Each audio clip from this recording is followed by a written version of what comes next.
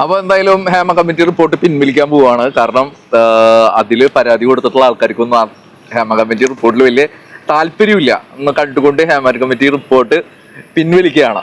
അപ്പോ ഇതിൽ ഒരൊറ്റ കാര്യമുള്ളൂ, ഇതിനു വേണ്ടി മുറവിളി കൂട്ടിയിട്ടുള്ള ആൾക്കാര്, സമരം ചെയ്ത ആൾക്കാര്, വിപ്ലവ ഗാനങ്ങൾ പാടിയ ആൾക്കാര്, യൂട്യൂബ് ചാനലിലൂടെ പ്രസംഗിച്ച ആൾക്കാര്, നല്ല തണുപ്പുണ്ട്, പോയി കിടന്നുറങ്ങിക്കോ. സലീമേട്ടാ, അപ്പോ ഈ ഉറങ്ങാൻ വരുന്നില്ലെങ്കില് സലീമേട്ടന്റെ കവിതകൾ ഉണ്ടായിരിക്കും, സിനിമ പാട്ടാണെങ്കിലും പാടിക്കൊള്ളില്ലേ, കുഴപ്പമൊന്നുമില്ല. അപ്പൊ ഫെമിനിസ്റ്റ് പ്രസ്ഥാനങ്ങളും സ്ത്രീ സംഭവങ്ങളൊക്കെ പോയി കിടന്നുറങ്ങിക്കോ.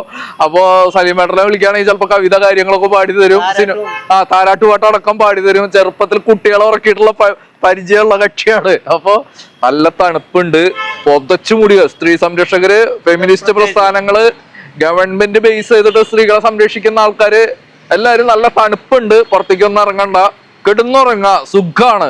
വെള്ളപ്പൊക്കം വരുമ്പോ മാത്രം കാല് നനയുണ്ടോന്ന് ഒന്ന് ശ്രദ്ധിക്കുക കട്ടിൽ നിന്ന് ഇറങ്ങുമ്പോ. പിന്നെ വൈദ്യുതിയുടെ എന്തെങ്കിലുമൊക്കെ വിച്ഛേദിച്ചിട്ടുണ്ടെങ്കിൽ ചിലപ്പോ ഷോക്ക് അടിക്കും. അപ്പൊ കിടന്നുറങ്ങിക്കോട്ടാ. ഓക്കെ.